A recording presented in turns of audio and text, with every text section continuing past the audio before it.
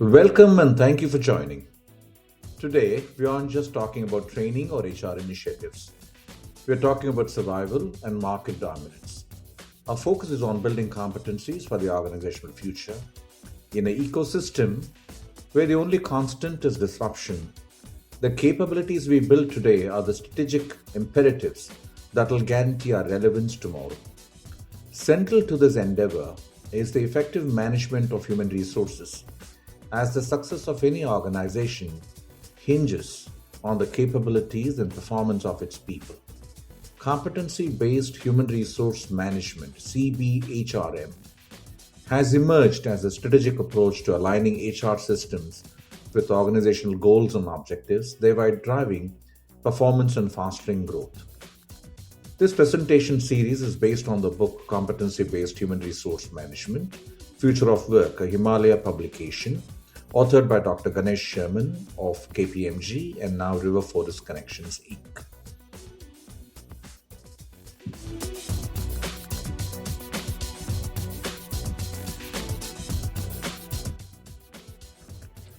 Let's start with the reality of our business environment.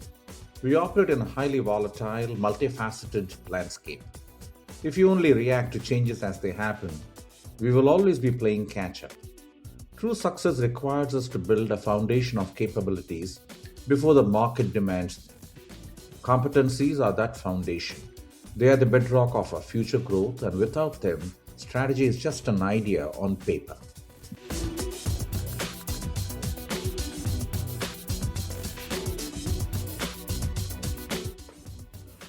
So, what exactly do we mean by competencies? I want to distinguish this from individual talent. We aren't just talking about having a few brilliant rock stars on the team. Organizational competencies are our collective muscle memory. It's how our systems, culture, and people interact to get things done. It's the invisible architecture that supports our products, services, and eventually our reputation in the market.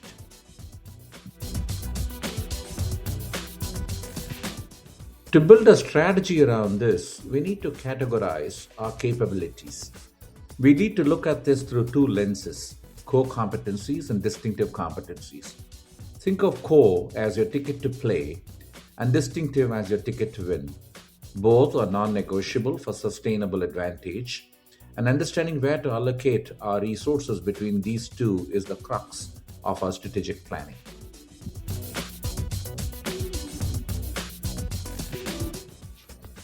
Let us break down core competencies first. These are the fundamental strengths deeply ingrained in how we operate. You can think of them as the engine of the car. Whether it's our operational efficiency or our baseline tech expertise, these are the non negotiables that allow us to deliver value to our customers reliably. If these slip, everything else falls apart.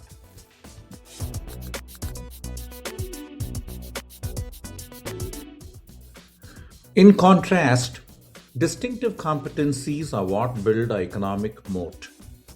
This is what sets us apart from everyone else in our space. While competitors might replicate our core processes, our distinctive competencies, like a proprietary innovation process or a highly specialized customer service model, are incredibly hard to copy.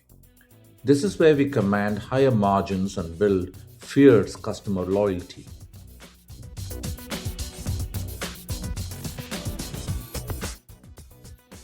To ground this, let's look at the giants. Apple doesn't just sell phones. Their distinctive competency is the intersection of design and user experience. Google's moat is its unparalleled search and data algorithm excellence. Amazon's true product isn't the items on its site, it's its mastery of logistics and supply chain. For each of these brands, their competency is their identity. That's the level of integration we are aiming for. When we successfully marry core reliability with distinctive flair, the result is sustainable competitive advantage. In crowded markets, pricing races to the bottom. Competencies are what pull you out of that race. They act as massive barriers to entry for new competition. They ensure that our market leadership is based on operational excellence, not just a temporary marketing win.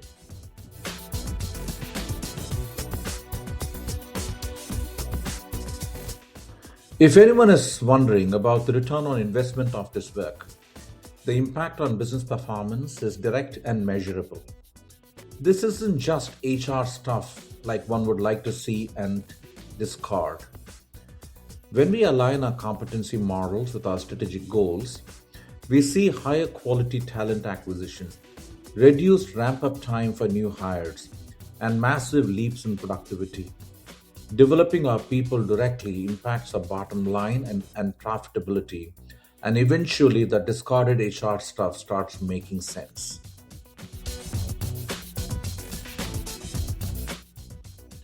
Strong competencies act as our shock absorbers. Look at the disruptions of the past few years. Organizations with rigid skill sets broke. Those with a culture of continuous learning and deep distinctive competencies were able to pivot. When our people are highly skilled and adaptable, rapid response to market shifts isn't a crisis, it's just a standard operating procedure.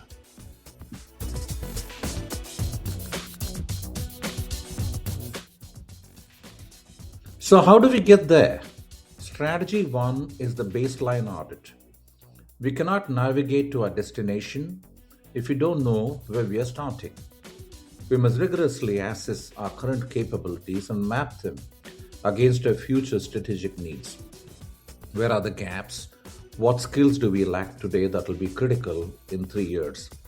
This assessment takes the guesswork out of our capability planning.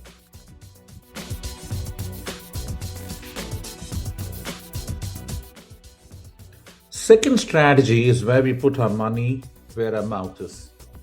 Targeted, focused investment. Notice I said targeted.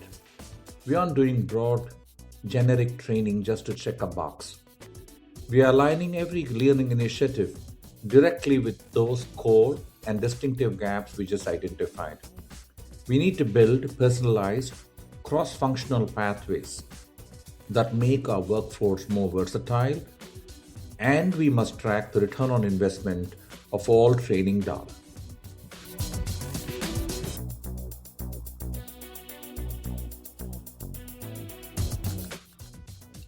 Strategy 3 is about sustainability. A training program has an end date. A learning culture does not. We need to weave continuous improvement into an org DNA. This means leadership needs to reward experimentation, tolerate the safe failures that come with learning, and actively remove the bureaucratic barriers that stop our people from acquiring new skills, competencies, capabilities, behaviors. Of course, this is not going to be easy. The first major hurdle is human nature, resistance to change. Competence brings comfort. When we ask an expert to learn a new way of doing things, we are temporarily asking them to be a beginner again, which creates friction. We must lead with transparency, acknowledge these fears, and clearly demonstrate how these new competencies benefit the individual's career, not just the institution.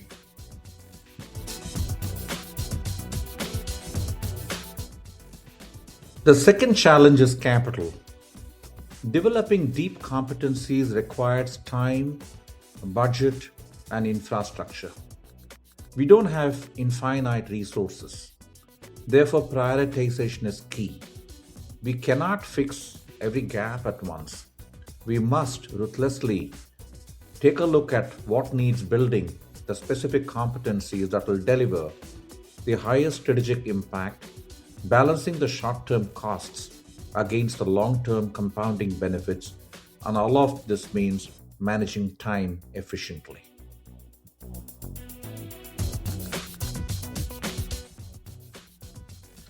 As we look ahead, what exactly should we be building? First and foremost, digital tech competencies.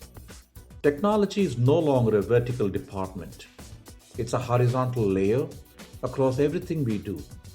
Whether you are in human resources, finance, operations, or data analytics, a baseline understanding of artificial intelligence, AI, and cybersecurity awareness are becoming fundamental core competencies for the modern workforce.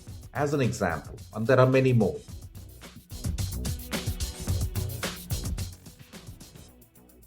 The second future trend is agile competencies.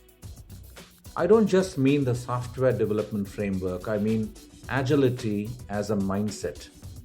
The ability to collaborate across silos, iterate rapidly, and pivot based on new data is a competitive necessity. The future belongs to organizations that can execute with flexibility and speed rather than rigid multi year inflexible plans.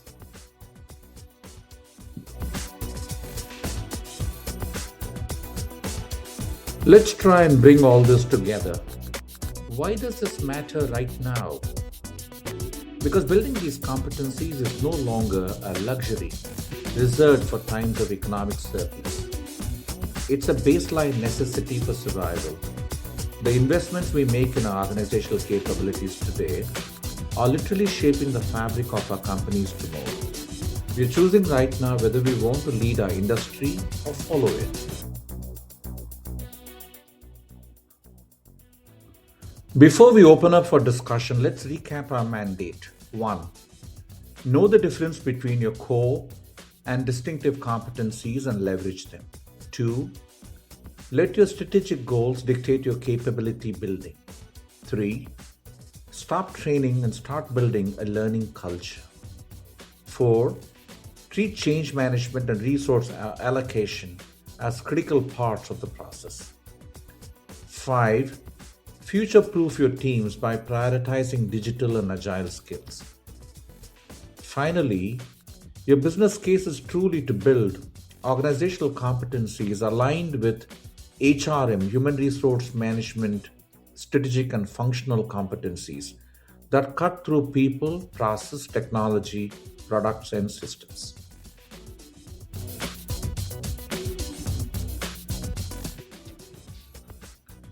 Thank you for your time and focus today. This is a crucial pivot for organizations and it requires all of us moving in the same direction. I'd now like to open the floor to any questions, thoughts, or discussion on how we begin applying this. Our eventual goal is not just execution, but an aligned execution of a business case for competency-based human resource management.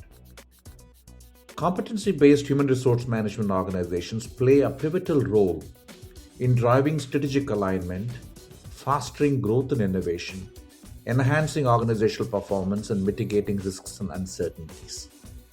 By linking HR systems with strategic objectives, organizations can leverage their human capital to achieve sustainable competitive advantage and long-term success.